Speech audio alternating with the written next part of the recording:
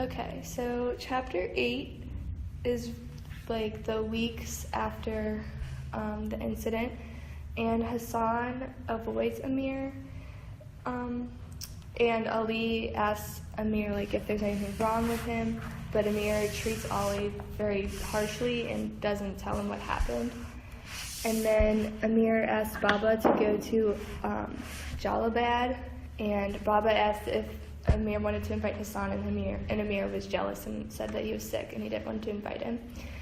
And so for their journey to Jalabad, Baba invites all of their relatives and they cram into this van.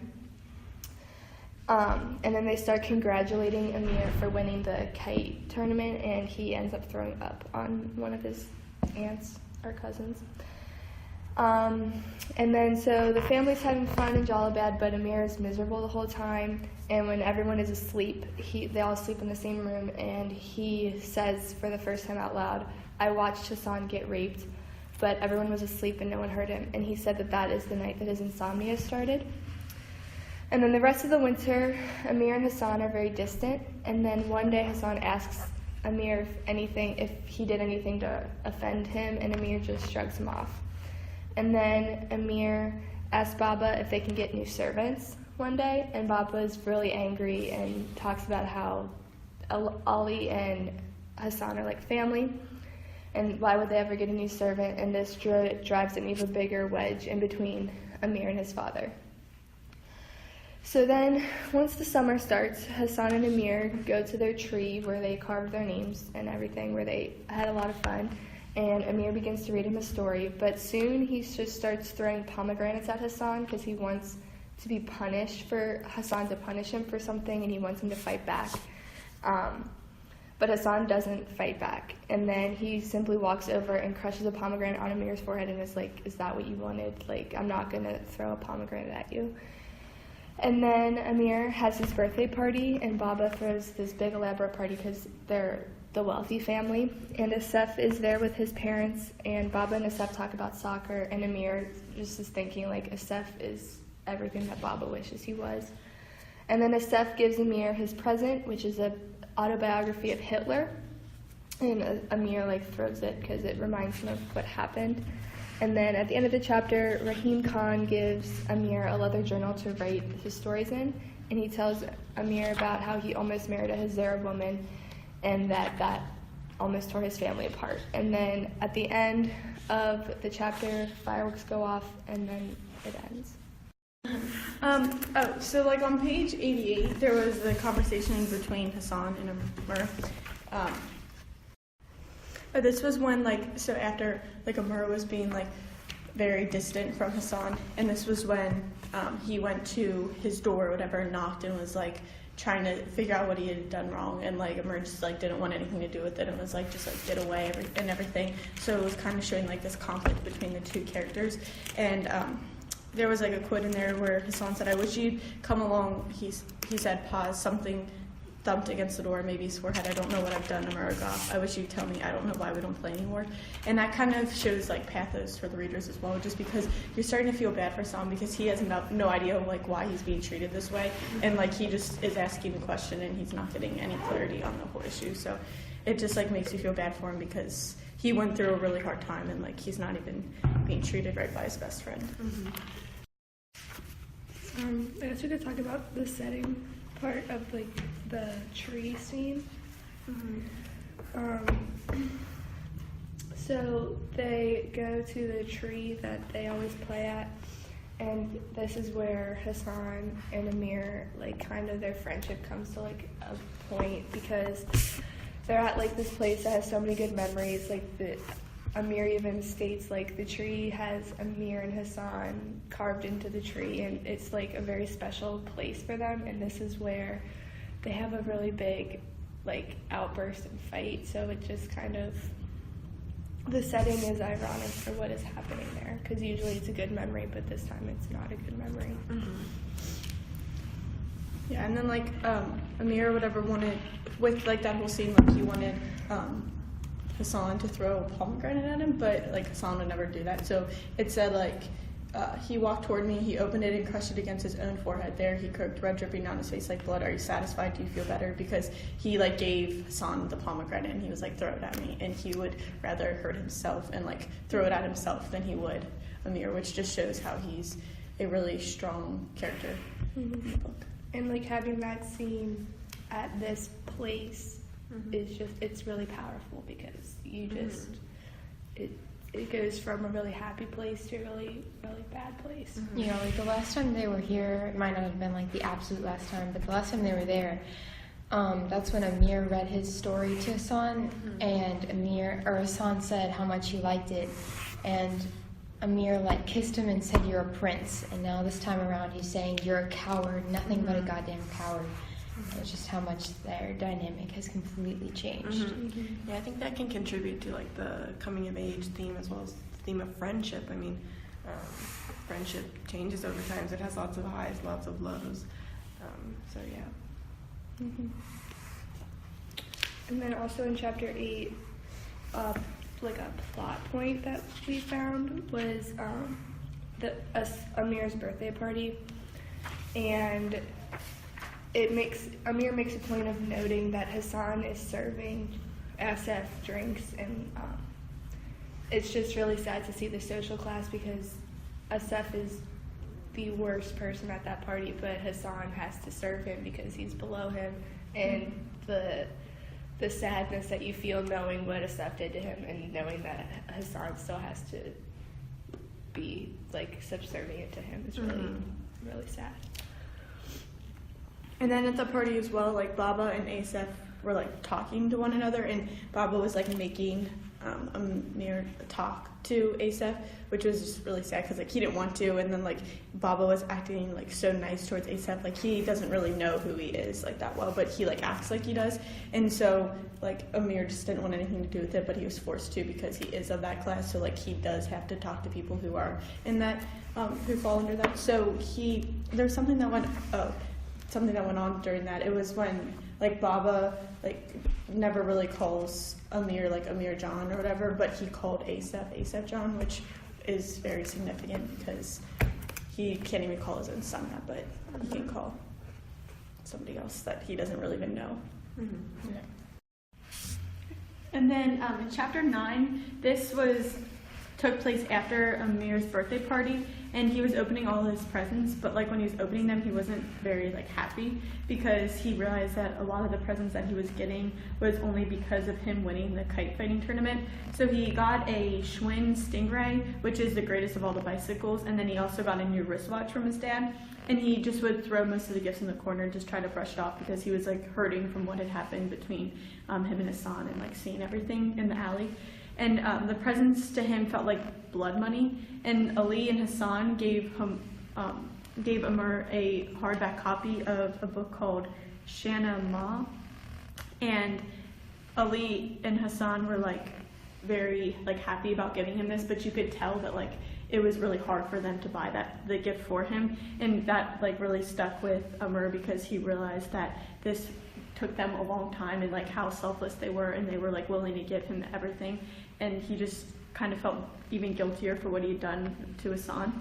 And Amir decided to put his new wristwatch on and he decided to put his new wristwatch in a wad of cash underneath Hassan's mattress, and he told Baba that his stuff was missing. So Baba told Ali about this, and then Ali found Amir's stuff in their house. So then the two came to Baba's house, and you could just tell that like they were carrying something with them, and you could like tell by their faces that they were crying together. So Baba asked Hassan if he had stole the watch and the money, and Hassan surprisingly said yes. But I guess this isn't really a surprise because like he's just always trying to help Amr, and so it just was really powerful because he was willing to take the blame for something that he hadn't even done. And this was like if you remember, Baba was saying how the greatest crime is theft, so he was like willing to take responsibility for that even though he hadn't done that. And in Baba's eyes, like he could have been seen as such like a low person, but instead he was like, he's my friend and I'm gonna take the blame. So the really interesting thing was that Baba immediately forgave Hassan, and this was really surprising to Amr, because he thought that like if Baba would find out, that he would be so angry and he would realize that like theft was the worst of all the sins and he would never forgive him. But instead he did, and you could just show how much he cared for Ali and Hassan, even though they're like two different classes. He just really cared for them. And Ali and Hassan decided that they were going to leave, and Baba had a really hard time with this, and he asked them to stay, but Ali wouldn't budge. And like an interesting thing that I found was that like Baba seemed to be having a harder time with this than Amr was having. I think he just was really like put down by everything that had happened, so he was like, maybe this will just kind of give him like a time to start over and everything, but it was really going to hurt him if they left. And they actually ended up leaving, and it was raining when they left, which is kind of ironic, and they left for the bus station, and Amr was thinking about going to the car and confessing, but he stayed inside and stared out and did nothing. And then in chapter 9, that we were kind of like talking about like the difference between like the unreliable narrator and the reliable narrator, and how it kind of switches throughout. And so there was one part where Amir was saying something about like a book that he had gotten from Ali and Hassan, and he said, the quote that he said was, "It's lovely," I said, and it was, and I suspected not inexpensive either. I wanted to tell Ali it was not the book, but I who was unworthy. I hopped back on the bicycle. Thank Hassan for me, I said. So this just shows pathos once again, because it makes you, even though like we know that Amir like has done bad things, you kind of have to keep in mind that he's like not old, like he's I think only 13, and so he really doesn't know that much. Like it would be hard for you to like step in a situation when like in the alleyway and everything. So you feel bad for him, especially because now he thinks he's unworthy. He thinks like he's comparing himself to a book and like saying like the book is more valuable than he himself is. So I just think that really speaks a lot. And then there was another connection where between that, where it was talking about like Hassan. It was like with Hassan, and it was when he went over to Baba and Amir's house, and that was when he was like accused of maybe stealing what Amir had put under his mattress, and then let me find the quote. Oh, okay. Amir said, Hassan knew, he knew I'd seen everything in the alley, that I'd stood there and done nothing. He knew I had betrayed him, and yet he was rescuing me once again, maybe for the last time. I loved him in that moment. I loved him more than I'd ever loved anyone, and I wanted to tell them all that I was the snake in the grass, the monster in the lake. I wasn't worthy of sacrifice. I was a liar, a cheat, and a thief. And I would have told, except that a part of me was glad that this would all be over with soon. So that kind of just connects to his, like how he felt he was unworthy, and that once again shows pathos. And in that, because you're saying he keeps saying like I was this, and he keeps repeating that, so that he's like saying I was all these things, I was unworthy, and the repetition just makes it stay with the reader, I think. Yeah, and then now that you pointed that out, it kind of shows like do you think he's like unreliable or reliable? Well, it's kind of like, I guess, your own personal opinion, but in like that, I feel like you could kind of see him as reliable, only because like you know that like what he did was wrong, but he's like admitting to what he did. He was like, I'm unworthy, and he's like admitting all of the things that he has done. So it's like, even though you have done bad things, at least you can own up to them. So it kind of shows how he is reliable in that sense. I think like owning up to himself is like the first step towards kind of healing for him. I think that when he actually, says these things out loud to, Hassan and to Baba and everyone, I think he might actually begin to heal and feel better about this whole situation. Yeah. And then I think the thing that might make him unreliable in that sense, though, is because he is admitting all that, but he's only admitting it to himself, and he's not admitting it out loud. He's not owning up to what he did. Like, he knows that he was the one who did that. Obviously, he was the one who put it there, but he can't force himself to tell Baba or to tell Hassan and, like, his dad. He's just struggling with it inside. It's like an internal conflict, so that makes him unreliable in that sense. So it's kind of like... You have to choose which part you want to believe.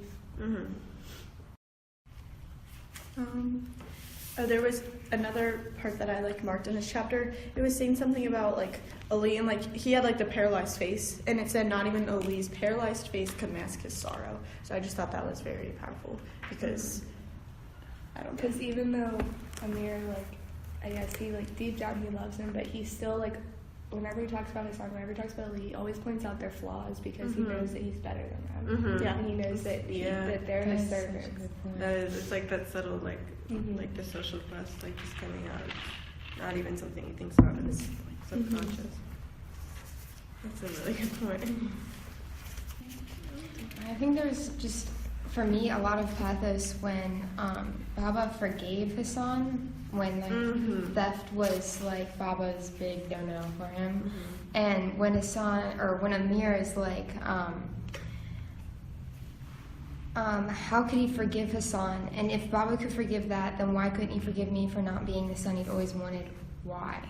And like how it just has that dash, like he just wants to understand, like how can he do this for Hassan, who's like lower than him and everything? How can he? It's just a lot of pathos with his struggle of understanding why Baba doesn't treat him the same way. Yeah, I think that also makes like Baba an unreliable kind of character, just because him forgiving Hassan for something that could be considered an actual sin, a bad thing that he did, but for Amir, who had nothing to do with, well, obviously he did, but it wasn't his fault that his mother died, essentially. But here, Baba is blaming him for her death. And I just thought the whole part where like Hassan like took the blame for Amir, even though he knew that he didn't do it, was just so powerful because it again showed the social class and how Amir needs Hassan and Hassan will always be faithful to Amir no matter what happens. And even Amir said, I know that Hassan knows that I saw what happened, and he, even though he knew that he didn't do anything to stop it, he still took the blame for him because he always will. And then, like, I don't know, but, like, with what Lindsay was saying, like, she was saying all the questions that, like, Amir was asking himself, like, why can his father, like, forgive him and not whatever. And I just think that kind of shows, like, the rhetorical questioning, and it's kind of, like, helping to advance the story throughout. So, like, by him asking that, it's, like, kind of just making us see, like, he's asking himself all these questions, but the only questions he ever asks is to himself. He doesn't ask them to his dad. He's always keeping things inside, which I just think is really powerful because maybe in like the novel something's gonna really happen where he's gonna like start to tell, like explode, like tell everybody. I don't know, but like it maybe that's like a foreshadowing like of events for like what will come. I think that it also could contribute to the coming of age theme because as you grow older, you question yourself more and more. So I think it could contribute to that as well. So in chapter 10, we jump to March of 1981. Amir and Baba are in the back of a fuel truck with several other people, and they are on their way to Pakistan because it is no longer for them to be in Afghanistan. It is not safe for them. And so as they're on this ride, Amir gets car sick, and he kind of goes through his internal thoughts of how he's just worried he's going to embarrass Baba. And so they're on this truck. They left home in the middle of the night, and the truck driver, Kareem, has a business arrangement with the soldiers who are guarding the road. However, when they arrive at one of the checkpoints, one of the Russian guards approaches one of the Afghani women on the bus, or on the truck, excuse me, and says that the truck cannot pass unless he has a half an hour with this woman. Baba, he stands up and he won't allow this to happen. He tries to talk with Kareem, the truck driver, and who then translate what Baba is saying to the Russian soldier, and they have this big back and forth exchange. And then the Russian soldier threatens to shoot Baba and raises his handgun to shoot him. And at this point, Amir is just thinking, this is how my father dies. I will be left an orphan. I will be left all alone. But then another Russian officer stops him, and they eventually get to pass the checkpoint. And later, as they're driving, the husband of the woman kisses Baba's hand in an act of gratitude. And so when the truck arrives to their destination, they have to switch trucks because Kareem tells the group that the truck that they need broke last week. And so obviously everyone has become extremely upset, including Baba. And Baba, argues with Kareem and says, well, why didn't you tell us this earlier? So they have this big exchange. And so while they're waiting for the truck to be fixed, Amir and Baba and the other refugees stay in this basement with a whole nother group of refugees that they have not met yet. And in that group, Amir recognizes Kamal, who is friends with Asif, the one who raped Hassan. And Kamal and his father are just in really bad shape. They look sick, depressed. And so then later, Amir overhears Kamal's father telling Baba what happened to Kamal that made him so weak. Because what happened was 4 men caught Kamal out, and when he came back to his father, he was bleeding. And so now Kamal no longer speaks, he just stares. He's been really traumatized, and I don't want to say it's ironic that this happened to Kamal when he stood by watching the same thing happen to Hassan, but you kind of see that parallel there. And then later on, when Kamir finally finds a truck to take them to Pakistan, it's a fuel truck, and the air inside is extremely toxic and filled with fumes, so it's very difficult for the refugees in there to breathe. But they eventually arrive in Pakistan, and once they are out of the truck, Amir essentially lays down on the ground just so, relieved to be able to breathe fresh air. And then he sees Kamal's father begin screaming, and it's because Kamal has stopped breathing due to the toxic air and for being in that fuel truck for so long. And so Kamal ends up passing away due to these toxic fumes, and Kamal's father attacks Kareem and tries to get his gun away because he just lost his wife and now he lost his son. And before anyone can get involved, even Baba, Kamal's father, takes Kareem's gun and does not shoot Kareem, but rather he shoots himself. And so this was not only a traumatic event for that family, but also for Amir and all the other refugees witnessing this and seeing how desperate everyone was to get to Pakistan. There was I noted a place, it was in the very beginning, and it was talking about when Amir was when they were leaving Kabul and everything, and how he was just describing in great detail all this stuff about it. And I just said that kind of showed his logos, because he knows about where he's going, and he knew where he's from, and so he was describing he just knows everything that's around him. I feel he's very knowledgeable in that fact, and then he's able to tell the readers in great detail about that, and it just showed his logic. And the place he's lived his whole life and the place he was now leaving was very significant. I'm trying to find a specific quote that he said, but he said something as if you weren't supposed to get sick when you're 18, so now we know his age. And then he said, I threw up 2 times before Karim. I agreed to stop mostly so I wouldn't stink up his vehicle. And then, where does it say something? That's not what I'm looking for. We are too close to Kabul, he shot back. Tell him to have a strong stomach. I don't know where the quote is, but I just noted that because I just thought since, along this journey, he just knew exactly where he was. Kind of also shows, again, the class levels, because it's probably due to the fact that he got to go to school, so Hassan wouldn't know that. Yeah. Know where he really was, because he probably didn't study geography. So it just is another hint at how the social class works in Afghanistan. One part that I thought showed really the relationship between Baba and Amir. So throughout the novel, we kind of just see Baba as this kind of hero. Even at the beginning of the novel, Amir described him as this just amazing person who could fight off a bear, this hero. And so when they're on the truck and the Russian soldier wants to have the 30 minutes with the woman on the bus, Baba stands up and the quote says, Baba stands up and he's talking with Kareem and the Russian soldier, trying to, de-escalate the situation. And Amir's really afraid that Baba's going to get shot by the soldier. So Amir says, "Baba, sit down, please," I said, tugging at his sleeve. "I think he really means to shoot you." Baba slapped my hand away. "Haven't I taught you anything?" he snapped.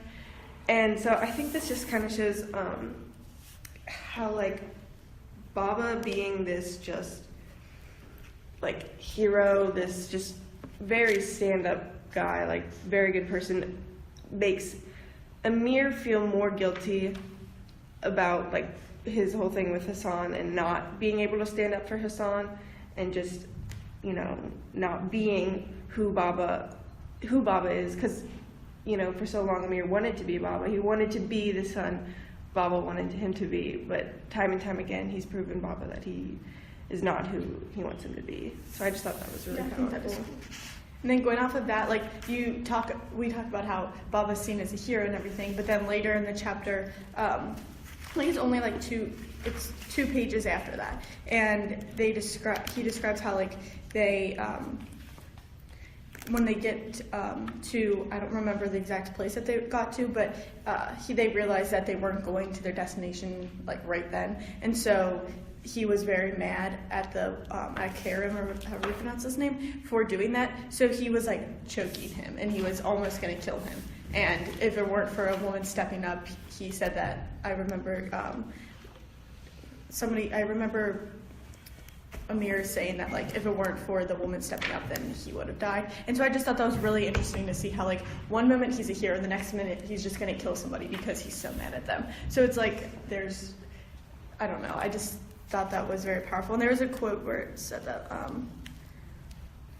this just showed, like, how Karim or whatever was struggling. It said, "Karim collapsed on the floor and rolled around, fighting for air. When Baba finally let go, the room fell silent. Less than 2 hours ago, Baba had volunteered to take a bullet for the honor of a woman you didn't even know. Now he'd almost choked a man to death, would have done it cheerfully if not for the pleas of that same woman." It kind of, like, because the whole book, Baba is being built up by Amir as some, like, amazing person, and by that happening, you kind of are like, is he actually that great? Who is he actually? 'Cause and Amir doesn't really know who he is either. Yeah, once Amir starts questioning him, I think the whole audience starts questioning Baba as well. I think he has a big trouble with, like, understanding Baba. I think, like, this makes it harder for him to, like, really understand it, because, like, 1 second he's being really nice, and then the next minute he's going to kill someone. And then, like, before, he would treat Asef very well and very nice, and Hassan very well, but not his own son. It's kind of hard for Amir to read him. Yeah, I agree with that. And then at, like, the end, there was just, like, one part that I thought, it was, like, when Kamal's, like, dad sees him, like, his son or whatever, like, laying, like, on the floor, and he's, like, not breathing, and then, like, he ends up killing himself. And then it said that then Amir said, "I doubled over again and dry heaved on the side of the road." So it's just showing how he's, like, he's not old, and he's, like, experiencing all of these terrible things. And so it's kind of, like, building him up to be this strong person, but we're not really sure how strong he's become, because right now we just know that he's experiencing all these things. But it's like, will he, like, do something with all that he's experienced? Will he become stronger, or will he make that, like, affect him like it kind of did with Hassan? And will he, like, just be hard on himself and become, like, weak by that? Right. Then with chapter 11, it's set sometime in the 1980s. Baba and Amir have just made it to America. Not just made it, they've been there for a little while. And right at the beginning, I just like how it starts out with, Baba loved the idea of America. It was living in America that gave him an ulcer. So that kind of sets up how Baba thinks about America, and then we learn about his love for Ronald Reagan and his hatred for Jimmy Carter. And then just how America never measured up to what home was like, and how Baba refused to better his English. He just wanted to remain more like how he was over in Kabul. So then it moves on to a story where Baba got mad at some store owners because they asked for his ID, and he broke glass and everything, and because of that he wasn't allowed back in. It really scared off the owners. And it was just because life was just so different in America. They didn't carry out business this way. There was no IDs, there was no credit cards. So it was it was very hard for them to assimilate to this life, especially for Baba.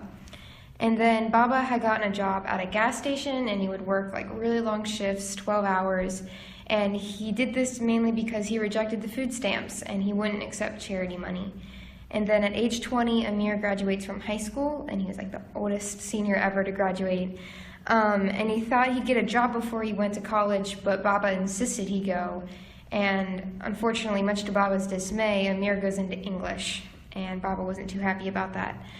So after graduation, they go to a bar and they party, and then Baba gives him a car afterwards. And Amir really likes driving around in his car, and he just realized that America is someplace for him to let his memories just drown out in like the craziness of America, whereas in Kabul, it was just filled with ghosts of his memories and of Hassan, basically. So in 1984, they began doing their flea market sales, where they would go each Saturday to different yard sales and buy things and then sell them on Sunday. And then we're introduced to General Taheri and his daughter Soraya. And Amir becomes very smitten by her, and he can't stop thinking about her. And then in chapter 12, it goes into more about how much Amir thinks about Soraya, and he considers each time he waits for her to be like Yelda, which is like something that they do in winter, where waiting through the night, it's just such a long time to wait. And so it's a long time for him to wait for each Saturday to meet her again. But even when that day would come along, he would never talk to her or look her in the eye, and eventually, months later, he musters up the courage to go talk to her, even though he's acting like he's getting cokes for him and his dad. So after asking where the general was, Amir then asks what she's reading, and that's like really big in their culture to really be asking more than just the general questions of how the family's doing. And then she comments that she heard he's a writer, which is also very big because that means she's learned about him, she's maybe asked about him. And then he's introduced to her mom, and then from then on, up until the point that we stop at page 150, Yada is just, every week is considered Yada for him because it's just so hard to wait to see her again. What will happen? We're talking about this quote because we were talking about how it relates to the coming of age in the sense that, like, Amir kind of began adulthood the day in the alley. Like, he lost his innocence that day, and ever since then, he kind of has been having to grow up really quickly. And the quote is from Baba, and it's not related to that, but the fact that Amir remembers this quote is showing that he thinks about it a lot. It says, it may be unfair by what happens in a few days, sometimes even a single day, can change the course of a whole lifetime, Amir. So that one day changed the entire course of Amir and Hassan's life, and everything they had known before that was over. And that just kind of goes with the genre of coming of age, as he has to grow up really quickly after that event.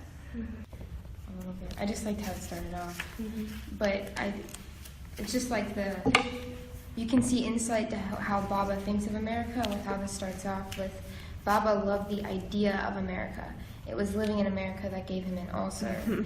So like they knew they needed to go there to be safe and everything, and they liked the idea like they can find a safe haven there, but being there was just it was a huge strain on Baba because he couldn't assimilate very well into it, especially with the whole scenario that follows with the store owners, and he ruins their shop and everything just because he needed his ID. So it just shows that going to America wasn't very painless for Baba.